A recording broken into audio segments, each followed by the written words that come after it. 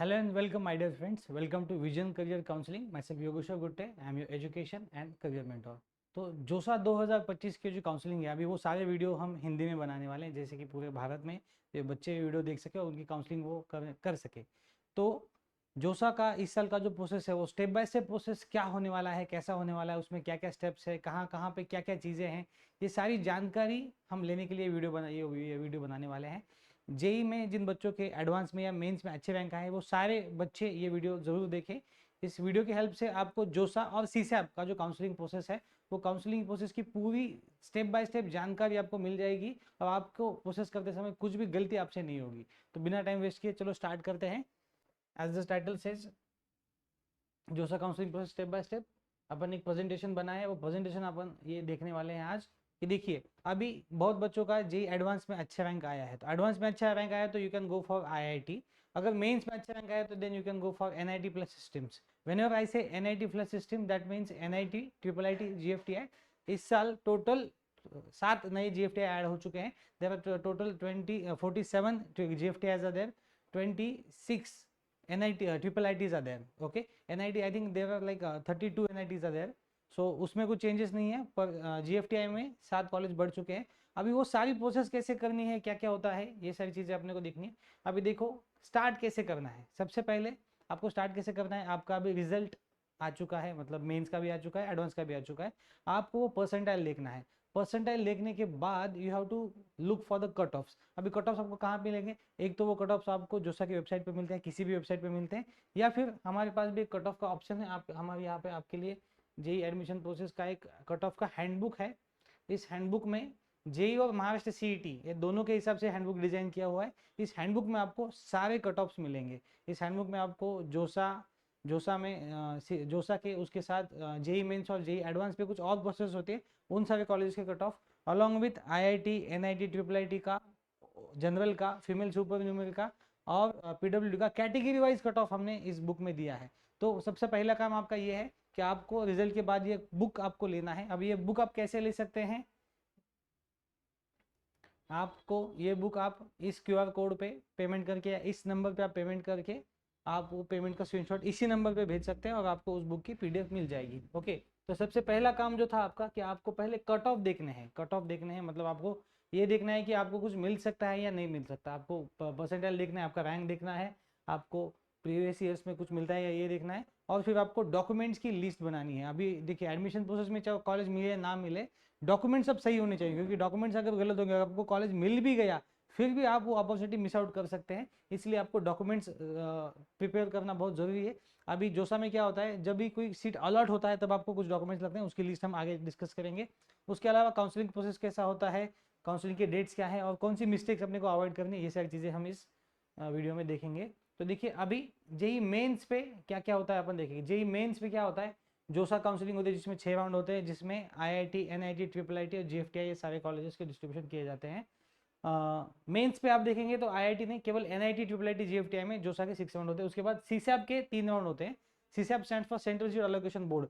जोसा में जो कुछ सीट वैकेंट रहते हैं वो सारे सीट सीसैप में फिर डिस्ट्रीब्यूट होते हैं।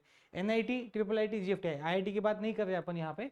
अगर एनआईटी, ट्रिपल आईटी, जीएफटीआई की कुछ सीट्स वैकेंट रहते हैं उसकी उसको अलग से सीसैप, शायद यहाँ पे स्पेलिंग मिस्टेक हो गया है, CSAB central seat allocation board, उसके 3 राउंड होते हैं। उसके बाद जैक दिल्ली काउंसलिंग है, जो अगर दिल्ली में अगर आपको कुछ यूनिवर्सिटीज में एडमिशन लेना है, जैसे कि DTU, triple IT Delhi, NSUT and IGDTUW, उसमें अगर आप एडमिशन लेना है तो आपको जैक दिल्ली आप काउंसलिंग कर सकते हैं। उसके अलावा जैक चंडीगढ़ है, अगर आप चंडीगढ़ स्टेट में कुछ अच्छे कॉलेजेस लेना चाहते हैं that you can go. Again triple IT BNH, triple IT Bangalore और ट्रिपल आईटी हैदराबाद, अभी इनका नाम है International Institute of Information Technology Bangalore और हैदराबाद। यहाँ पे अगर आपको जाना है then you can go through JEE Mains and again MST CET. Maharashtra के जो इंजीनियरिंग कॉलेजेस हैं वहाँ पे प्राइवेट इंजीनियरिंग कॉलेजेस में 15% seats are reserve for JEE Mains candidates. और भी कुछ और भी बहुत कुछ काउंसलिंग्स होती हैं, वो हम आपको मतलब आने वाले वीडियोस में बताते रहेंगे। पर जेई मेंस पे बेसिकली मतलब प्राइमरीली इतनी सारी काउंसलिंग जो इंपॉर्टेंट है वो होती है। और भी बहुत सारे इंस्टीट्यूट्स हैं, बहुत सारी काउंसलिंग है जहाँ पे जेई मेंस का स्कोर यूटिलाइज होता है।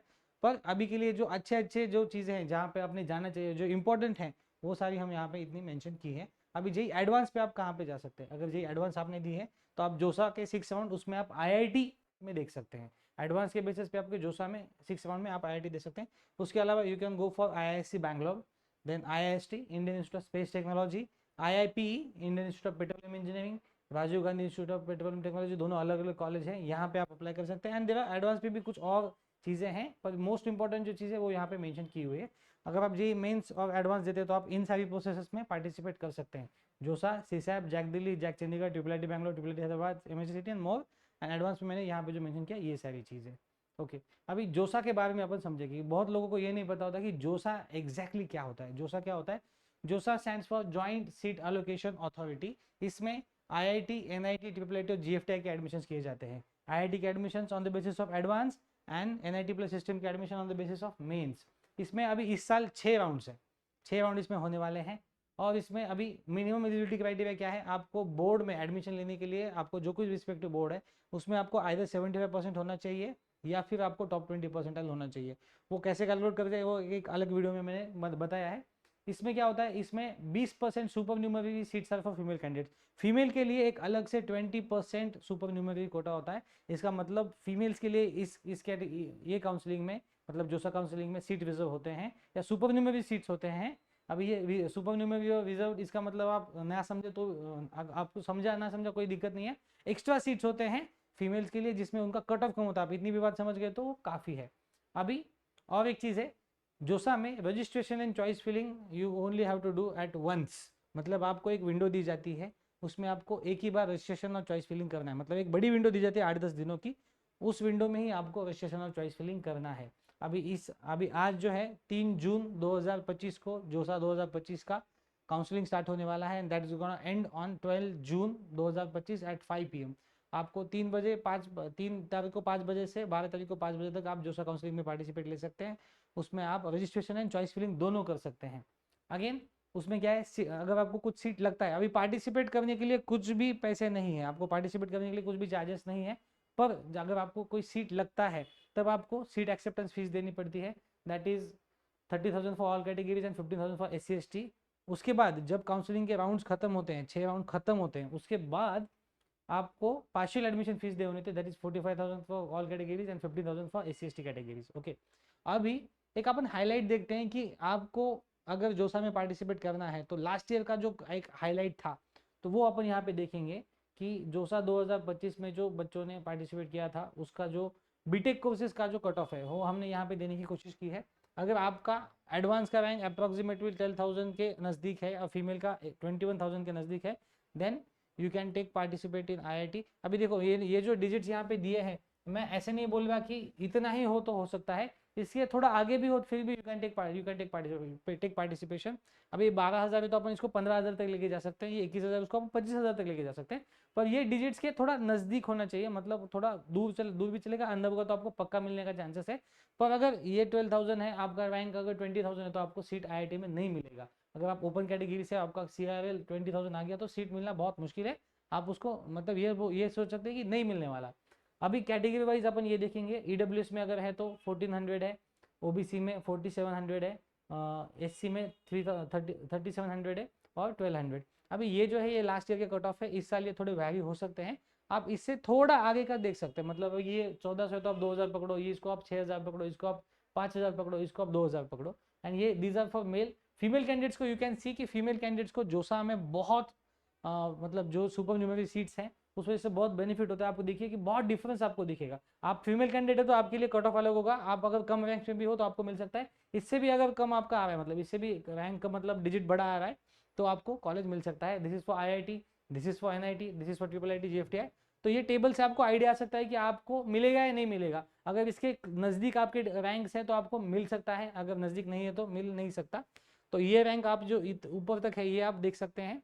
ये अपन ने category wise IIT, NIT, IIIT GFTI किया है। उसके बाद जो अच्छे ब्रांचेस हैं, मतलब कंप्यूटर ओपन, इलेक्ट्रॉनिक्स ओपन, तो ओपन का अपन ने दिया है कि IIT में अगर कंप्यूटर चाहिए तो हाईएस्ट वो बच्चों लड़कों के लिए 5500 तक जाता है और लड़कियों के लिए वो 11,000 तक जाता है। 11,000 तक वो रैंक चलता है, मतलब 11,000 रैंक तक लास्ट ईयर फीमेल कैंडिडेट को कहीं पे कंप्यूटर मिला था, कहीं तो कंप्यूटर मिला था, ऐसे हमने कुछ ब्रांचेस के दिए हैं, but this is only for open category. ये सारे सब कैटेगरीज के लिए है, ये बस ओपन कैटेगरी के कुछ ब्रांचेस के कट ऑफ है। अगर आप ये सब लेना चाहते हैं तो आपको इन रैंक के एंड तक आपको कुछ ना कुछ मिल सकता है। इससे आपको आइडिया आ जाती है कि IIT NIT में आपको क्या मिलेगा।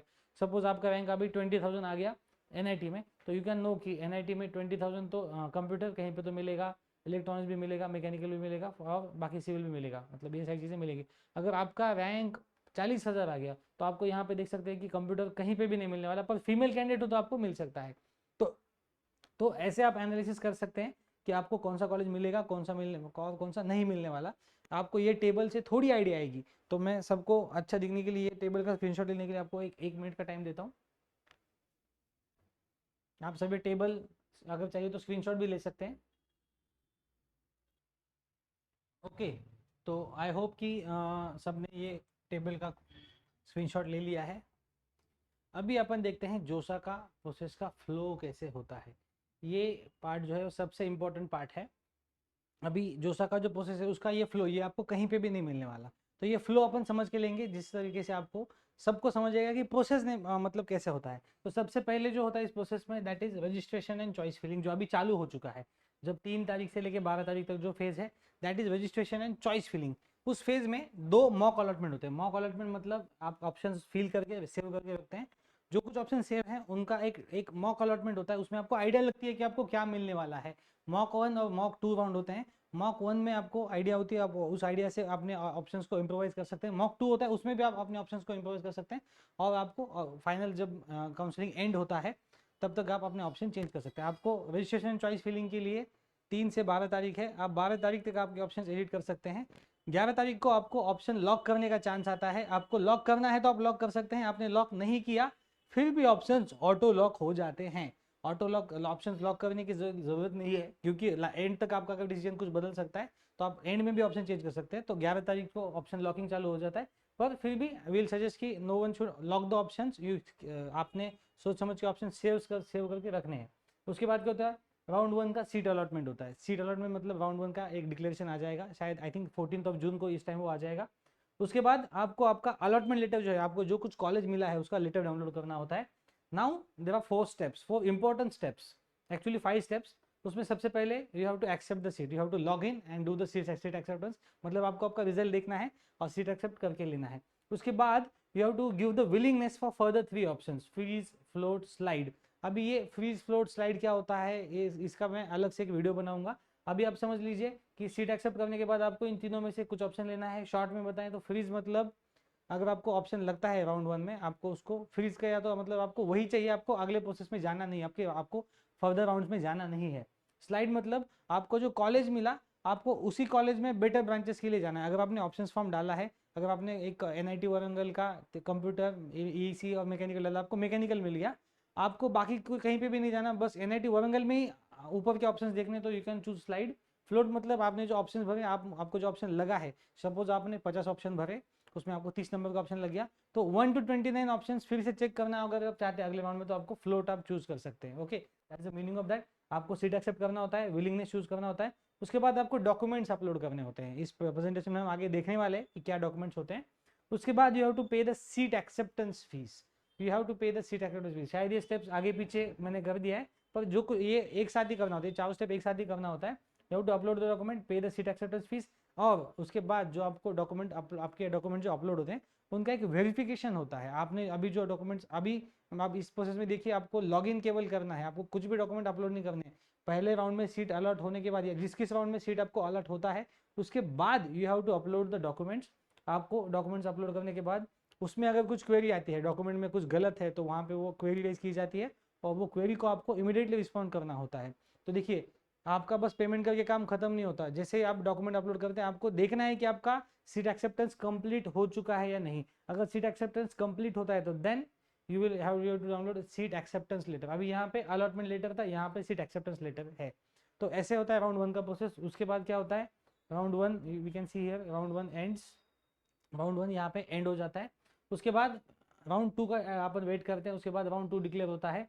राउंड 2 डिक्लेयर होने के बाद वी गेट विड्रॉ ऑप्शंस। अभी देखो, पहला राउंड है, अगर कुछ सीट मिला है तो आपको वो एक्सेप्ट करना पड़ेगा। राउंड 2 में अगर आप ये प्रोसेस से बाहर आना चाहते हैं, तो आप विड्रॉ ऑप्शन आपके लिए स्टार्ट हो जाता है। और अगर नहीं जाना चाहते तो फिर भी प्रोसेस में कंटिन्यू कर सकते हैं। फिर क्या होता है, राउंड 2 का डिक्लेरेशन, फिर सीट रिजल्ट, जैसे यहाँ पे मैंने यहाँ पे जैसे दिखाया है कि अगेन राउंड 2 का सीट रिजल्ट डिक्लेयर हो गया तो आपको फिर से सीट एक्सेप्ट करना है, विलिंगनेस देना है, डॉक्यूमेंट अपलोड करने हैं। अभी एक दो को देखो, पहली बार अगर डॉक्यूमेंट अपलोड कर दिया तो फिर हर बार आपको अपलोड नहीं करने, ये सब चीज़ें जो है फर्स्ट टाइम आपको डॉक्यूमेंट, अगर एक सीट आपको लगता है तो आपको एक बार डॉक्यूमेंट अपलोड करने पड़ेंगे।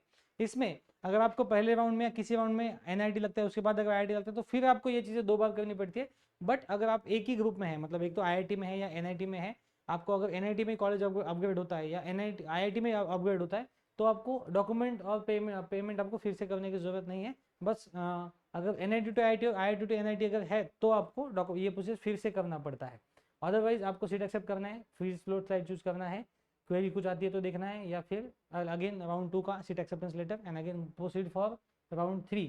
ऐसे आपको 3, 4, 5 राउंड तक प्रोसीजर है। आपको हर एक राउंड का रिजल्ट आता है, उसमें आप विलिंगनेस चेंज कर सकते हैं। अभी विलिंगनेस में भी कुछ क्राइटेरियाज हैं। अगर आप किसी भी राउंड में फ्लोट किया तो आप फ्लोट का स्लाइड या फ्रीज कर सकते हैं। अगर आपने स्लाइड किया तो आपको उसको फ्रीज कर सकते हैं। अगर आपने स्लाइड किया तो उसको आप फ्लोट नहीं कर सकते। मतलब फ्लोट में आप फ्रीज और स्लाइड दोनों में जा सकते हैं, स्लाइड में आप फ्रीज में जा सकते हैं, पर स्लाइड में आप फ्लोट में नहीं जा सकते। ऐसी चीजें हैं, इसको हम डिटेल में बाद में देखेंगे, अपने को अभी बस फ्लो देखना है। ओके, तो ऐसी चीजें 5 राउंड तक होती है। Now 5th round is the last round to withdraw your admission from IIT. अगर आपको आईआईटी में कहीं पे एडमिशन लग गया है तो आपको इच्छा नहीं वहां पे जाने की, आपको रिपीट करना है, ड्रॉप लेना है, in that case 5th round is the last round to withdraw your admission from IIT. अगर आपको आईआईटी में नहीं जाना है, आपको अगले साल देखना है या आपको कुछ कहीं पे और देखना है, तो ये राउंड में आपको सीट विड्रॉ करना पड़ेगा। क्यों करना पड़ेगा? क्योंकि जैसे आप ये सीट एक्सेप्टेंस फीस पे करते हैं, अगर आप इस राउंड में विड्रॉ नहीं करते हैं तो आपको सीट एक्सेप्टेंस फीस आपकी फॉरफिट हो जाएगी, वो जब्त हो जाएगी। इसलिए अगर आप आईआईटी से विड्रॉ करना चाहते हो तो आपको 5th राउंड में आप विड्रॉ कर सकते हैं। अगर नहीं करना चाहते हैं then you can enter into 6th round, जिसमें पूरे आईआईटी एनआईटी सबका प्रोसेस होता है। अगेन 6th राउंड के बाद भी सेम प्रोसेस है। 6th राउंड में आपको कॉलेज मिलेगा, एक्सेप्ट करना है। अभी इसमें उसके बाद तो ज़्यादा 6th राउंड के बाद आपको फ्री फ्लोट स्लाइड ऑप्शन वाला ऑप्शन तो नहीं मिलता। आपको ये मिलता है कि आप आगे जोसा के आगे जाना चाहते हैं या नहीं। आईआईटी में अगर आप हैं तो आईआईटी के लिए ओके 6th राउंड के बाद आईआईटी का एडमिशन आपका यहीं मतलब आईआईटी के प्रोसेस यहीं पे खत्म होता है। After 6th round you can visit IIT for admission. IIT की वेबसाइट पे आपको एडमिशन का शेड्यूल आ जाता है, वहाँ पे आप आईआईटी के लिए एडमिशन ले सकते हैं। पर अगर आप एनआईटी या ट्रिपल आईटी जीएफटीआई में आपको मिल गया, again there is one more, again उसके बाद कुछ प्रोसीजर है, दैट इज ये सारी प्रोसेस होने के बाद अगर आप एनआईटी प्लस सिस्टम में लगते हैं तो आपको पार्शियल एडमिशन फीस पे करना होता है। अभी आपने यहाँ पे क्या किया, सीट एक्सेप्टेंस का फीस पे किया, यहाँ पे आपको क्या करना है, और एक बार पैसे पे करने हैं, तब जाके आपका सीट पक्का फाइनल होगा। एंड उसके बाद यू हैव अ चॉइस कि आपको अभी जोसा का प्रोसेस खत्म हो गया है, अभी मुझे आगे जाना है या नहीं, उसके बाद आप देख सकते हैं। तो जोसा के 6 राउंड जो है वो इस प्रकार से होते हैं। अगेन उसके बाद का जो प्रोसेस है ये मैंने यहाँ पे एक्सप्लेन किया, पर ये अपन बाद में भी सीसैप के टाइम पे देखेंगे। पर जोसा का जो प्रोसेस है वो इस तरीके से होता है। आई होप सबको समझ में आ गया होगा। अगर यहाँ इसमें भी कुछ डाउट्स है तो आप ये वीडियो के कमेंट सेक्शन में डाल सकते हैं, या हमारे व्हाट्सअप नंबर पर हमको मैसेज करके पूछ सकते हैं। Now CSAB, what is CSAB? तो देखिए CSAB stands for central seat allocation board. इसमें क्या होता है, जोसा में जो एनआईटी ट्रिपल आईटी जीएफटीआई के सीट बचते हैं, जो बच्चे ज्वाइन नहीं करते हैं, जो बच्चे विड्रॉ करते हैं, जो पार्शियल एडमिशन फीस पे नहीं करते हैं, उन बच्चों के जो बचे हुए सीट्स हैं उनका ऑनलाइन डिस्ट्रीब्यूशन सीसैप में होता है। हर साल 2 राउंड होते हैं, पर इस साल सीसैप में 3 राउंड होने वाले हैं। ओके, इसमें भी सेम क्राइटेरिया है, 75% इन बोर्ड और top 20 percentile, 20% super numerary seat. Again only there is one time registration, one time choice filling, मतलब एक ही विंडो में आपको रजिस्ट्रेशन चॉइस फिलिंग करनी है। उसके बाद आपको जोसा के इसमें 2 बार फीस पे करने के बाद भी आपको स्पेशल राउंड एनरोलमेंट फीस आपको पे करनी होती है। अगर आप नए हैं तो आपको पे करनी होती है। इसके रूल थोड़े अलग अलग हैं। आपने अगर जोसा में सीट मिला तो ये फीस ज़्यादा भरनी नहीं होती, अगर सीट नहीं मिला तो इतनी सारी फीस भरनी पड़ती है।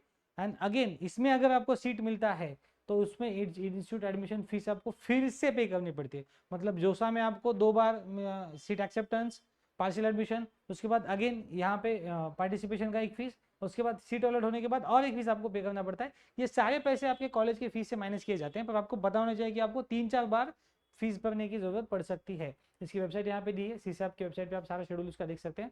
अभी देखो सीसैप का अपन प्रोसेस देखेंगे, सीसैप का फट से देखेंगे, फिर से और एक अलग वीडियो सीसैप पे आने वाला है, फिर भी अपन सीसैप का प्रोसेस यहाँ पे देखेंगे। सीसैप में क्या होता है, अगर जोसा में आपका कुछ डॉक्यूमेंटेशन की वजह से अगर रिजर्व कैटेगरी का जनरल में कन्वर्जन हो चुका है। अगर आप ओबीसी में हैं पर आपका टाइम पे वैलिडिटी नहीं मिला, डॉक्यूमेंट नहीं मिला, उसमें मिस्टेक था, वो एक्सेप्ट नहीं हुआ, कुछ भी ऐसी गलती हुआ, तो किस कैटेगरी और कुछ प्रॉब्लम की वजह से आपका कैटेगरी अगर जनरल में कन्वर्ट हुआ है और अभी अगर आपके पास उसका डॉक्यूमेंट है तो आपको कैटेगरी रिस्टोरेशन का टाइम मिलता है।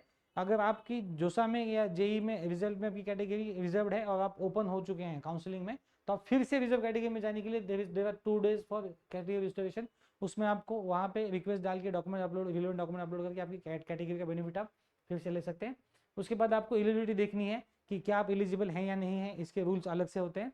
उसके बाद सीसैप का रजिस्ट्रेशन एंड चॉइस फिलिंग होता है, आप सीसैप में रजिस्ट्रेशन कर सकते हैं। उसके बाद आपको उसका एनरोलमेंट फीस पे करना होता है। उसके बाद after paying fee you can put choices and fill the option form. Option form आप बाद में लॉक कर सकते हैं, यहाँ पे भी ऑटो लॉक की फैसिलिटी है। उसके बाद सीसैप का राउंड 1 का सीट अलॉटमेंट होता है। सेम आपका प्रोसीजर है, सीट राउंड 1 का सीट अलॉटमेंट होगा। उसके बाद आपको सीट को ऑनलाइन रिपोर्ट करना है। इसमें आपको कुछ और ऑप्शंस मिलते हैं, देखिए इसमें आपको फ्रीज, फ्लोट, स्लाइड, विड्रॉ और सरेंडर जैसे ऑप्शन मिलते हैं। मतलब आपको अगर इसमें नहीं लेना है, आपको प्रोसेस के बाहर जाना है, तो there is a withdraw option. और आपको जो मिला है वो छोड़ के और एक बार देखना है, then you can choose surrender. इसके बारे में और डिटेल वीडियो हम आने वाले समय में देखेंगे। उसके बाद you have to upload documents, pay institute admission fees. देखिए यहाँ पे क्या होगा, institute admission fees, okay CSAB, okay. यहाँ पे क्या हुआ, आपने ये एनरोलमेंट फीस भरा था, इसमें फिर से आपको इंस्टीट्यूट एडमिशन फीस फेज 2 आपको पे करना होता है। उसके बाद अगर डॉक्यूमेंट में कुछ क्वेरी आती है उसको रिस्पॉन्ड करना है। अगेन राउंड 2 होता है, राउंड 2 के बाद सेम ऑप्शंस, फिर क्वेरी अगर आती है तो ठीक, नहीं तो राउंड 3। उसके बाद राउंड 3 के बाद कुछ विलिंगनेस नहीं होता, जो कुछ मिले आपको एक्सेप्ट करना है। अगर यहाँ पे आप गलती करते हैं, राउंड 3 में अगर सीट आप नहीं लेते हैं, तो आपने अभी तक जो फीस भरी है जोसा में, seat acceptance, partial admission, special enrolment, institute admission fees second, ये सारी फीस अगर अगर यहाँ पे आप गलती करते हैं, अगर यहाँ पे आप रिपोर्ट नहीं करते अच्छे से, यहाँ पे आप क्वेरी को रिस्पॉन्ड नहीं करते, तो आपका पूरा जो पैसा भरा है वो जब्त हो जाता है। हम यही कोशिश करते हैं कि बच्चों का फाइनेंशियल नुकसान ना हो। अगर आपको प्रोसेस के बाहर जाना है, आपको स्टेट में कुछ अच्छा कॉलेज लेना है, तो आपको पता होना चाहिए कि आपको कब विड्रॉ करना है। आप हिसाब में पहले 2 राउंड में you can withdraw your seat and you can take a step back. पर अगर आप 3rd राउंड में जाते तो आपको विड्रॉ वाला ऑप्शन नहीं है, आपको विलिंगनेस भी आपको नहीं पूछा जाता, आपको जो मिला है वो लेना पड़ेगा। विड्रॉ करते हैं, अगर रिपोर्ट नहीं करते तो आपका जो पैसा भरा हुआ है वो पैसा चला जाता है। अगले साल आपको एडमिशन लेने के लिए भी दिक्कत आ सकती है, उसके कुछ अलग रूल्स है, वो अपन बाद में डिस्कस करेंगे। अगेन 3rd राउंड होने के बाद अगर आपको कुछ नहीं, सब कुछ ओके है, आपकी क्वेरी भी नहीं है, अगर क्वेरी हो तो उसको आपको रिस्पॉन्ड करना है, then there is a physical reporting to allotted institute. मतलब जोसा का प्रोसेस जो है एनआईडी सिस्टम का, वो रिपोर्टिंग जो होता है वो बहुत लेट होता है। ओके अगर आईआईटी का है तो जोसा खत्म होने के बाद ही होता है, पर अगर एनआईडी प्लस सिस्टम का है तो उसको बहुत टाइम लगता है। जोसा के बाद सीसैप खत्म होने के बाद you have to actually report to the institute. हर कॉलेज का प्रोसीजर अलग होता है। आप जोसा के बाद ही अगर कॉलेज लेना चाहते हैं तो आपको रिस्पेक्टिव कॉलेज की वेबसाइट पे आप देख सकते हैं, वहाँ पे शेड्यूल आ जाता है। यूजुअली शेड्यूल सीसैप के बाद ही आता है, क्योंकि बहुत सारे बच्चे सीसैप के बाद कोशिश करते हैं जो मिले अच्छे कॉलेज में जाने की। तो आप इस तरीके से जोसा और सीसैप का प्रोसेस अपन कर सकते हैं। आई होप ये सारी प्रोसेस आपको समझ में आ गई। ओके उसके बाद देयर इज जैक दिल्ली। अभी इसके बारे में अभी जानकारी नहीं लेंगे, जैक दिल्ली का डेट खत्म हो चुका है। अभी अपन देखेंगे कि जेई मेंस के बेसिस पे, मैंने ऑलरेडी बोल दिया, जेई मेन के बेसिस पे हैदराबाद, बैंगलोर, चंडीगढ़ एंड और कुछ प्रोसेस होने वाले हैं। एडवांस के प्रोसेस पे IIST, IIP, RGIPT, IIIT Bangalore. Advance के बेसिस पे शायद यहाँ पे कुछ गलती हो चुका है, IIST, IIP एंड RGIPT यहाँ पे आप अप्लाई कर सकते हैं। IISc Bangalore is there, JAC Chandigarh नहीं है एक्चुअली। तो और एक चीज़ अपन देखेंगे जो इंपॉर्टेंट है, अभी अगर जोसा के प्रोसेस में आपको कोई कॉलेज लगता है तो आपको डॉक्यूमेंट्स क्या क्या लगते हैं, ये बहुत इंपॉर्टेंट है। डॉक्यूमेंट्स क्या क्या लगते हैं, अगर आपको सीट अलॉट होता है तो आपको क्लास 10 का मार्कशीट या उसको passing certificate for date of birth, अगर एनआईटी प्लस सिस्टम के लिए अपन देखेंगे, क्लास 10 का मार्कशीट और पासिंग सर्टिफिकेट आपको लगेगा। इसमें आधार कार्ड भी ऑप्शन दिया है, पर यूजुअली आपका 10 का मार्कशीट आपको लगेगा, या 10 का पासिंग सर्टिफिकेट जिसपे डेट ऑफ बर्थ मेंशन है वही आपको लगेगा। अगेन क्लास 12 का मार्कशीट, आपका स्टेट ऑफ एलिजिबिलिटी डिसाइड करने के लिए क्लास 12 का मार्कशीट आपको अपलोड करना होता है। Again category certificate in central category format, अगर महाराष्ट्र के हैं तो उसको वैलिडिटी भी देना पड़ेगा। उसके बाद के जो डॉक्यूमेंट्स है वो ज़्यादा इंपॉर्टेंट नहीं है। उसके बाद पर्सन विद डिसेबिलिटीज है तो उसका सर्टिफिकेट, क्रॉस बैंक चेक, एक कैंसिल चेक आपको देना होता है, क्योंकि अगर आपने जो पैसे भरे अगर कहीं पे भी आप विड्रॉ करते हैं तो आपको पैसे उसी अकाउंट पे आते हैं। ये क्रॉस बैंक चेक किसी का भी चलता है, आपके स्टूडेंट का या किसी पेरेंट्स का या किसी रिलेटिव का, किसी का भी चलता है। उसके बाद मेडिकल सर्टिफिकेट, अभी जोसा के जो इन्फॉर्मेशन बुलेटिन है उसमें मेडिकल सर्टिफिकेट फॉर्मेट आ चुका है, वो सर्टिफिकेट आपको आपके पास होना ही चाहिए। ये डॉक्यूमेंट जो है 1 2 3 4 5 6, 4 नंबर का डॉक्यूमेंट ज़्यादा इंपॉर्टेंट नहीं है क्योंकि वो केवल डिसेबिलिटी वाले बच्चों को लगता है। उसके बाद मेडिकल फिटनेस सर्टिफिकेट, पासपोर्ट, अगर आप इंडियन नेशनल या आप किसी OCI कोटा से आप अप्लाई करते हैं तो आपको पासपोर्ट लगता है। Admit card of JEE Mains ये आपको लगेगा, आपको जेई मेन का एडमिट कार्ड भी नॉर्मल सब बच्चों को लगेगा। तो ये केवल 8 डॉक्यूमेंट्स हैं जो इस साल उन्होंने दिए हैं इंस्टीट्यूट को रिपोर्टिंग करने के समय पे। ओके, ये जो पेज है ये मैंने 2024 का मतलब लास्ट ईयर के ब्रोशर में से ये पेज निकाल के रखा है, तो इसलिए यहाँ पे 24 दिखा रहा है। आपको 25 वाले फॉर्मेट में ये सारे डॉक्यूमेंट बनाने होते हैं। अभी IIT के लिए भी ऑलमोस्ट सेम है। ओके, इसमें देखते हैं क्या चेंज है। IIT में अगर सेम आपको 10 का मार्कशीट और 10 का पासिंग सर्टिफिकेट चाहिए, 12 का मार्कशीट। अभी कैटेगरी में IIT में सेंट्रल का जो वैलिड महाराष्ट्र के बच्चों के लिए जो वैलिडिटी मांगा है वो नहीं लगता। अगर आपको कैटेगरी का सर्टिफिकेट सेंट्रल गवर्नमेंट के फॉर्मेट में तो उसी पे आपको काम चले जाता है। अगेन PWD अगर है तो cross bank cheque, medical certificate, OCI PO card अगर हो तो, और पासपोर्ट। अगर आप इंडियन नेशनल नहीं है इन दैट केस, अगर आप OCI POI और NRI कैंडिडेट है तो आपको पासपोर्ट लगेगा। अदरवाइज ये सारे डॉक्यूमेंट्स में से ये पासपोर्ट और OCI वाले डॉक्यूमेंट्स नहीं लगते, नॉर्मल डॉक्यूमेंट्स पे भी आपका काम हो जाता है। डॉक्यूमेंट्स अगर हिंदी इंग्लिश में नहीं है तो उसका ट्रांसलेशन आप खुद करवा के आपके प्रिंसिपल से उसको मतलब आप वेरीफाई करवा के लग सकते हैं। आपके प्रिंसिपल का साइन और स्टैंप अगर उस पर लेते हैं तो वो डॉक्यूमेंट को ऑथेंटिकेट किया जाता है। सारे डॉक्यूमेंट्स आपके इंग्लिश में होने चाहिए, अगर मराठी या हिंदी किसी और लैंग्वेज में है तो उसको आपको ट्रांसलेट करवा के लेना पड़ेगा। नाउ ये जो मैंने बुक बोला कि कट ऑफ काउंसलिंग के लिए जो बुक है, आप ये बुक ऑर्डर कर सकते हैं। इसमें सारे कट ऑफ्स के हैं। बुक्स में क्या क्या है, जोसा का जेई मेंस और जेई एडवांस पे जो सारे एडमिशन प्रोसेस है उनकी पूरी जानकारी है। ये CET के लिए है, बाकी का जो है पुणे के कॉलेजेस के, महाराष्ट्र के कॉलेज के कट ऑफ। पर IIT NIT IIIT JFT सारे कट ऑफ्स यहाँ पे अवेलेबल हैं। ये बुक आपको इस नंबर पे पेमेंट करके आप ऑर्डर कर सकते हैं। और अगर आप हमसे जुड़ना चाहते हैं, विजन करियर काउंसलिंग की टीम से आप काउंसलिंग की इन्फॉर्मेशन अपडेट लेना चाहते हैं तो देयर आर 2 चैनल्स। आप व्हाट्सएप का ग्रुप ज्वाइन कर सकते हैं, आप टेलीग्राम से चैनल आप दोनों ज्वाइन कर सकते हैं। तो ये दोनों की QR कोड है। I will request all the students and parents इस पेज का स्क्रीनशॉट ले लें और हमारे व्हाट्सएप या टेलीग्राम दोनों में से कोई भी ज्वाइन कर ले, दोनों ज्वाइन कर ले।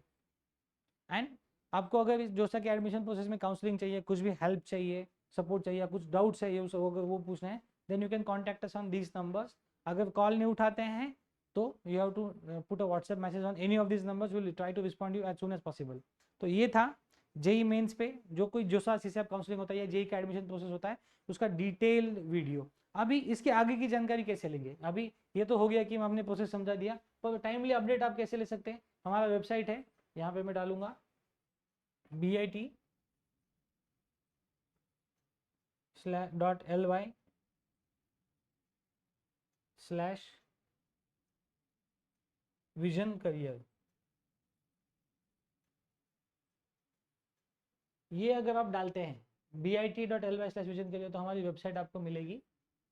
इस वेबसाइट पे आपको सारे काउंसलिंग के अपडेट्स मिलेंगे। दिस इज आवर वेबसाइट, यहाँ पे सारे अपडेट्स आपको मिलेंगे। सबको क्या करना है, काउंसलिंग अगर आप करना चाहते हैं, अगर आप कहीं पे भी कर रहे हैं, खुद कर रहे हैं या किसी और काउंसलर से कर रहे हैं, आपको वेबसाइट पे फ्रिक्वेंटली विजिट करना है। अभी यहाँ पे देखिए लास्ट डेट्स में आपको मिलेगा कि क्या क्या लास्ट डेट अभी चालू है, अभी क्या क्या है। IIIT हैदराबाद खत्म हो गया है, बैंगलोर का चालू है, जोसा काउंसलिंग का चालू है, HSC का, जो कुछ अलग अलग काउंसलिंग्स के इंपॉर्टेंट डेट्स होते हैं वो यहाँ पे मिलेगा, आपको मिलेंगे। अगर आप मेडिकल वाले बच्चे तो मेडिकल के एडमिशन प्रोसेस के बारे में जानकारी है। अगर आप इंजीनियरिंग करते हैं, महाराष्ट्र इंजीनियरिंग के लिए थोड़ा मराठी में सब इन्फॉर्मेशन है, पर ये कि आप वीडियो देखते हैं तो आपको वो भी समझ आएगा। अभी जेई में आप देखेंगे कि सारे वीडियो सारी जानकारी हमने की है।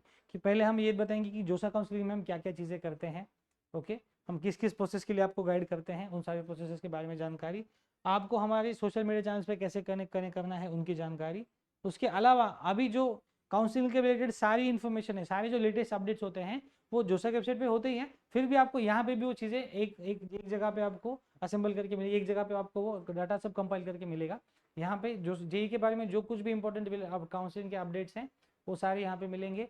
डॉक्यूमेंट्स के बारे में जानकारी यहाँ पे मिलेगी। जो जेई के जो कुछ भी काउंसलिंग के वीडियोज आएंगे उनकी प्लेलिस्ट आपको यहाँ पे है। और अभी जो एक एक वीडियो आपको आने वाला है उसके भी लिंक्स आपको नीचे मिलते रहेंगे।